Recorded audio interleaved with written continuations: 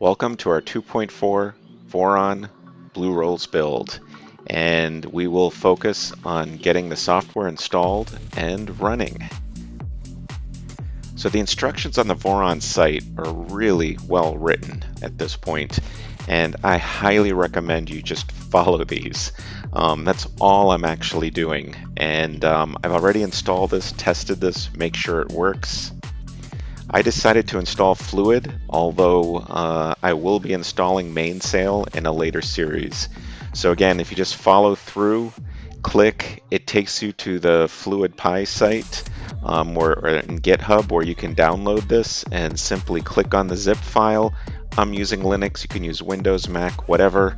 Hit save file and then of course unzip the file as well.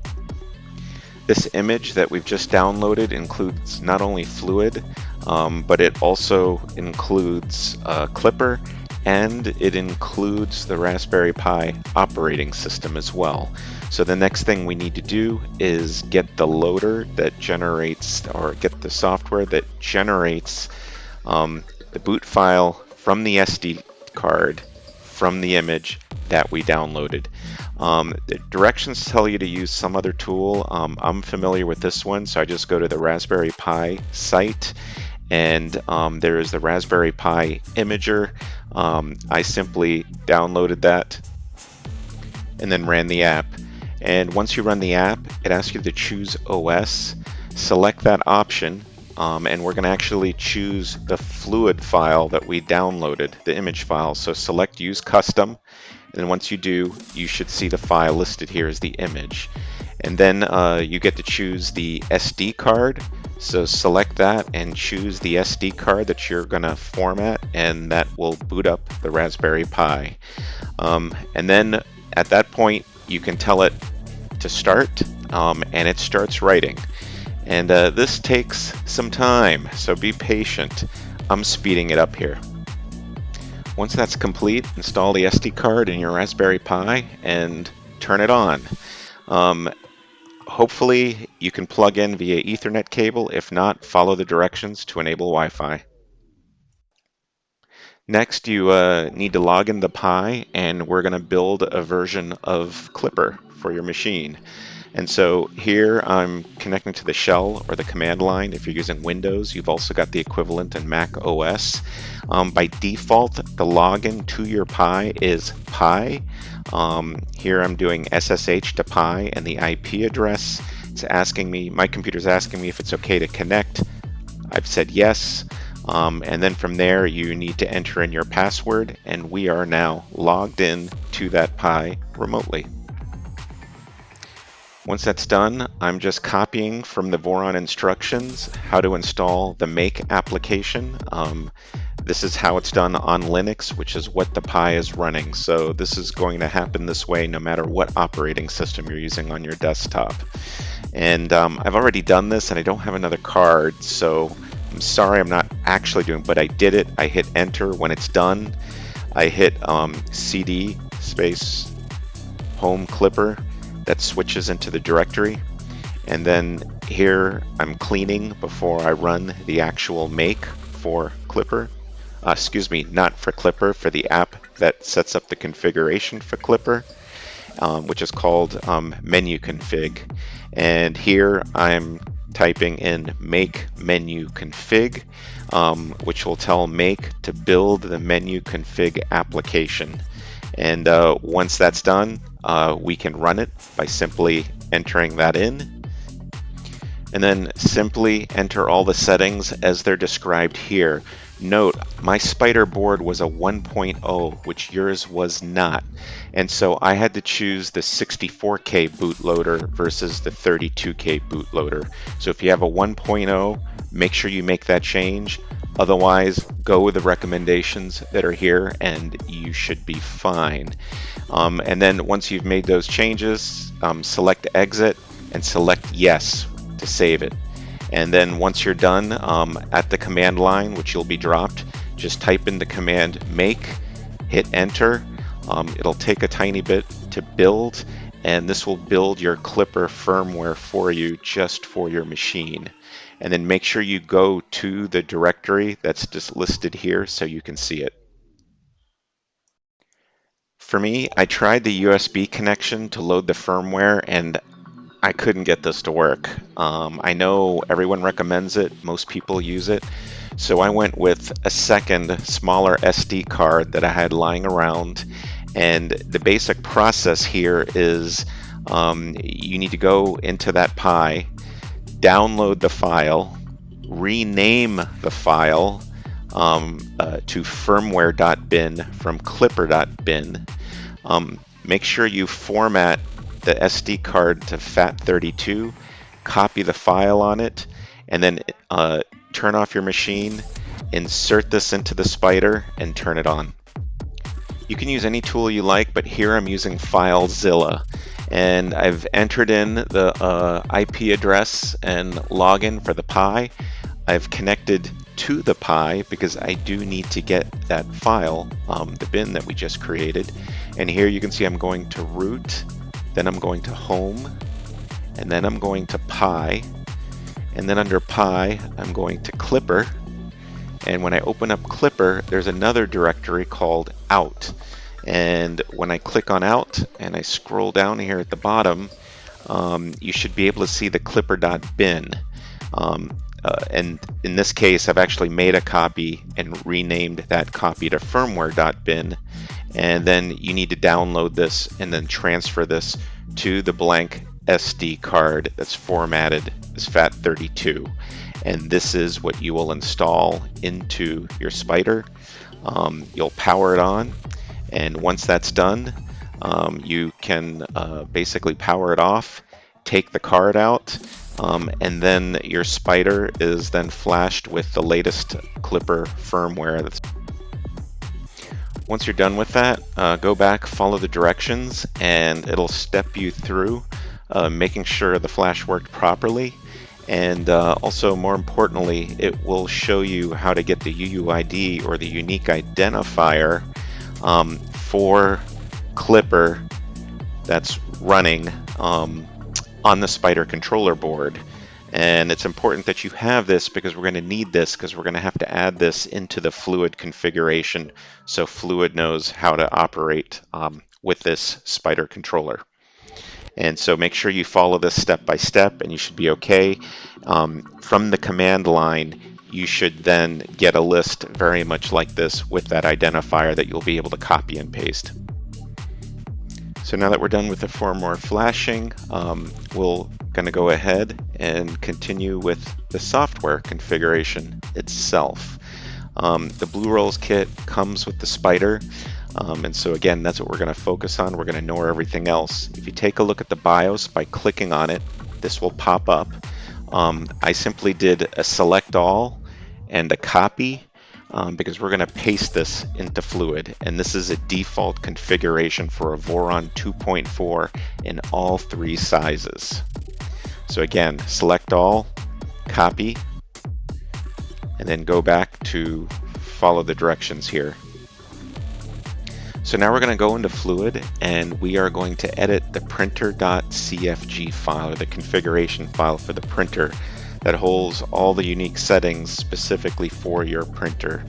If you scroll down here, make sure you read through all of this. It's important, but these default details here, I'm not really going to change. Here I am, I'm connected to Fluid using my web browser. I can go here, click Edit, and here I did it already, but simply once it's open, paste, and then you can hit save to save it, and now you can go in and start to make your changes. Notice, I asked you to copy that unique identifier previously. This is where you paste it in blue. Also make note, everything that's a comment is preceded with a £. Everything without a £, is for real. Make sure you follow the case, spelling, everything exactly. We don't want to mess anything up or make any mistakes here. Also, if you're following the directions, it's going to ask you to go through and uncomment all the portions that are specific for the size of your printer. And so I've actually gone in, and again, if you follow this a little lower, it will show you the list. And I simply uncomment by removing the pound sign of everything that refers to my 350 millimeter printer. If you have a smaller one, you want to uncomment those. And then it actually asks you, and I went ahead and did this because you will never ever use it, delete anything that's related to the sizes that is not the size of your printer. And it'll shrink the size of this file, make it less error prone for you to edit this later. And again, once you're done, click save, and you can go ahead and continue to make changes and edit. After you've made changes that you expect to take hold, you'll want to hit save, and you'll want to restart, and it'll restart Fluid and Klipper, and that way all the changes you've made take effect. One thing I don't believe the Voron directions tell you to do is related to the types of stepper motors that you've got. In the case of the Blue Rolls kit, the X and Y steppers are 400 steps per revolution. This caused me a whole lot of trouble when it came to tuning until I realized this. Everything else stays the same for all the other steppers, but for the X and Y motors, make sure you change these to 400 steps versus the 200 that's there by default. And everything else you can leave alone. The other thing that I had to do, which you may or may not need to do, is when you go to the Z steppers, there's 4 Z stepper motors. And mine were actually moving in reverse. And so what I had to do is, well, it's interesting because it's set up so 2 of the Z motors move in one direction and then the other 2 move in the other direction. I had to flip those around.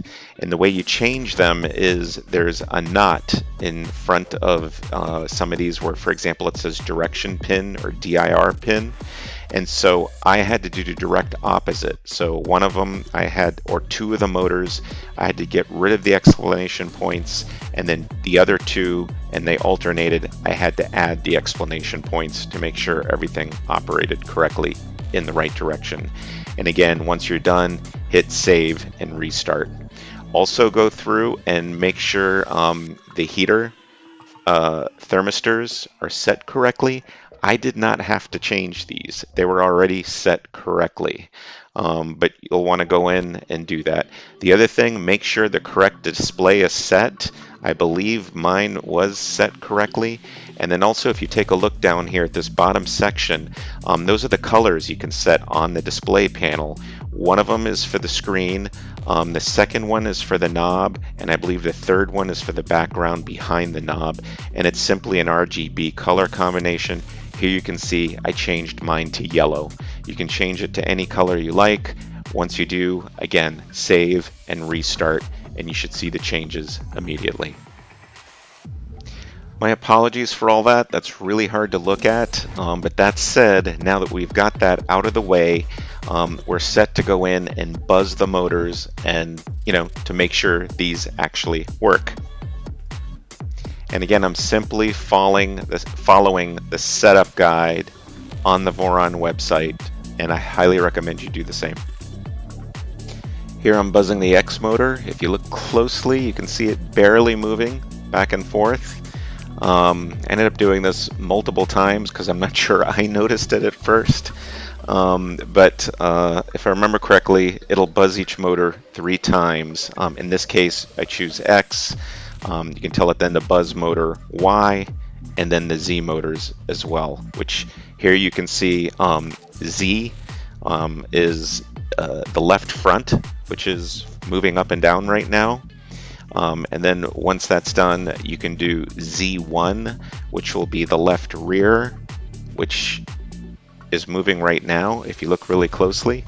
And then once that's done, you can buzz Z2, which is the right rear motor, which should be moving right now. And then you can buzz Z3, which is the right front motor.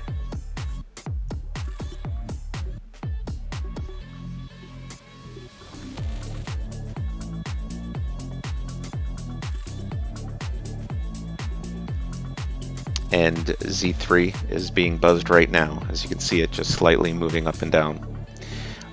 If you see it start to go down initially instead of up initially, meaning down, up instead of up, down, your motors are wired backwards, and so you'll need to go into the printer.cfg file and change the direction by putting the knot in front of the direction or in front of the value that's at the direction pin. The other thing you need to do is check to make sure the emergency stop works. It's the little button here under the knob. If you hit this, it should essentially restart the printer. It's critical you test this because from here on out, many of the things we'll do, if something goes drastically wrong, it can damage your printer. And so please be sure to test this. So next we'll test homing. And so we do this with the G28XY in the command line, in the fluid, and once you do, the print head should move to the limit switches on both the X and the Y axes. And again, make sure this initially starts with an upward move in Z before it moves over and does anything else. If it starts with a downward move, you need to cancel this. Ideally hit that reset button, restart, and again, make sure the directions of the Z motors are set properly. Then using the fluid controls, move the print head over so it's directly over the Z limit switch. Then follow the directions to retrieve the values and store it in the printer.cfg file. After setting home, especially at the Z, and updating the printer CFG file and testing it to make sure it works, we want to set origin, which is the left front of the plate, which is 0, 0 in the coordinate system that we're using here on the Voron and with Klipper. And so here I'm using the fluid controls to move the head all the way up to the left front corner, and we want this to be close to the edge, but not over the edge in either direction. And so here I am shuttling it over little by little, again using the controller and fluid where you can adjust the distance that it moves. And then once this is done, again follow the directions, get the coordinates, and then you'll update that origin in the printer CFG file as well. Next we check the probe, and you can see it's normally lit. And again, this is following the directions directly from Voron. And you can read a reading from the command line and then insert something metallic underneath, and you should see the light turn off, indicating that the sensor or the probe is actually working, which is critical for the next test. Now that we know the probe can detect metal properly, the next thing we need to do is an accuracy test. And again, make sure you take a look at the directions. It's pretty clear what macro you enter in. And here you can see I'm getting ready with the kill switch just in case this crashes. I'm really worried about this. And here it does a series of up and downs with readings, and it'll respond with the standard deviation of this along with all the recordings. And you should get something within the correct standard deviation. If not, take a look at how to troubleshoot. Following the directions, I'm running a bed level for the first time. It's on a cold bed. We'll definitely do this again when the bed and also when the hot end is warm. You may see this take multiple turns until it dials itself in. It'll take measurements in all four corners, make adjustments, and then run the tests again. I believe the very first time I tried this, it ran 3 times, but then after that, it typically gets it in 1 or 2. Here I'm doing a PID tuning of the bed heater, and here I'm loosening the bolts. I want to make sure I give this plate enough space to expand properly. I let it sit here heating for about 15 minutes. And again, just making sure these bolts are loose enough to allow this to expand as needed. Once 15 or 20 minutes go by, I am now tightening one of the bolts, and then slightly tightening 2 of the bolts, and leaving one of them for the most part loose. And again, to make sure that this can expand and contract as needed during the heating process. And once that's complete, I go ahead and add the PEI magnetic sheet back on the plate, and I let this, continue to heat for at least another 10 minutes or so, again, to make sure everything's stable. Now while the bed is hot and everything's adjusted, I do an accuracy test of the probe. I do an auto home, and then I went ahead and leveled the gantry yet again now that it's hot. And then I've moved the head to the center, and now, again, according to the instructions, I am adjusting the head as close as possible to the base plate, and I'm going to use the old-fashioned piece of paper trick to make sure I've adjusted the height correctly of the print head. The directions, I suppose, recommend you do this cold, or at least Klipper expects it cold. I'm actually doing it while it's hot. For me, I just feel a little more comfortable. There is some explicit instructions there you should take a look at if you're going to do this hot. And this is just the way I know you all know how to do it. So I've inserted some filament to tune the extruder. I'm forcing some filament through here so I can start to make accurate measurements, and we can adjust. As you can see, I've inserted the filament straight without any tubing or anything of the kind. And I'm going to measure 120 millimeters with my calipers. And I've locked the caliper to make it really hard to move. And then here I am, I'm going to measure from the top of the hot end, the print head. And here I'm taking a Sharpie, and as accurate as I can, I'm marking the 120 millimeters.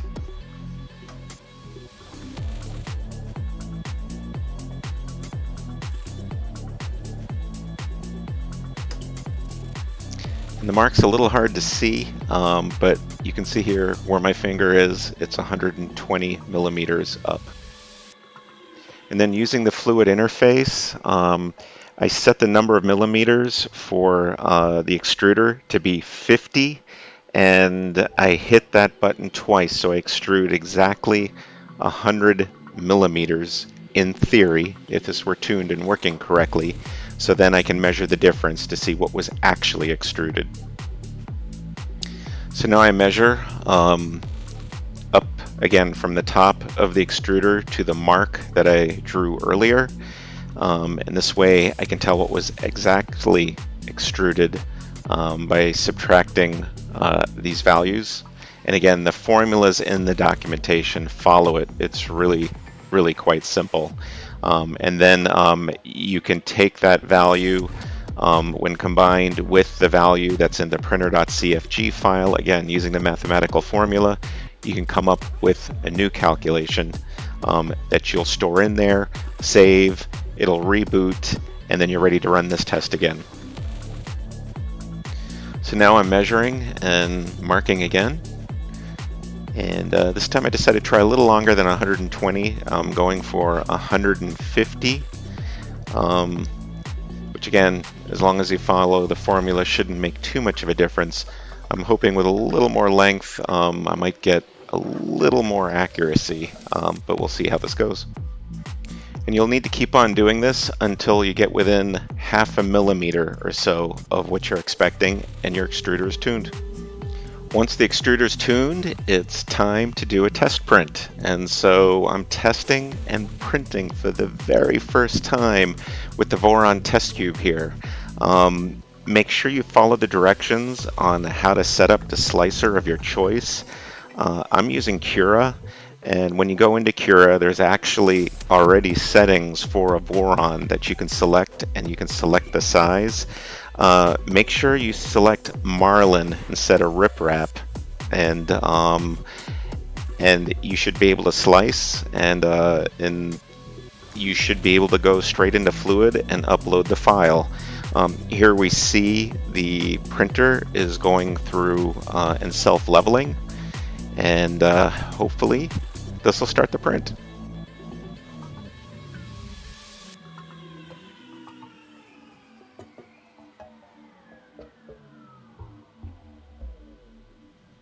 So that skirt, a little bit rough, but it's the very first skirt ever printed on this printer. And I gotta say, I did pay attention to it, and everything that went down once the skirt settled down, everything else looked great. And I'm actually stunned. I can't tell you how happy I am to get to this point. Of course, I still have some work. I'll want to do some just additional tuning. I definitely need to install, you know, the outer sides of the case and the doors. I do want this to be enclosed, so the enclosure needs to be completed, but I'm not expecting too much trouble there. And I'm just amazed. This is my first print on this printer after assembling it, and it's working.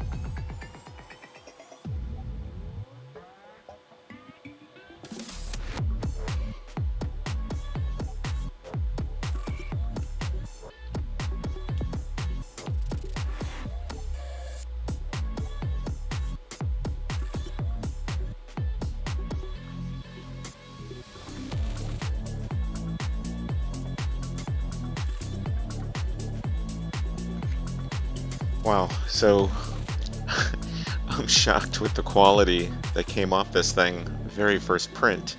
Sure, it can use some improvement, and there might even be a little bit of warpage, but hey, I didn't print this enclosed. I highly recommend this kit. I think it's great. I may put another video together with some other thoughts after building it, but thank you everyone, and please subscribe.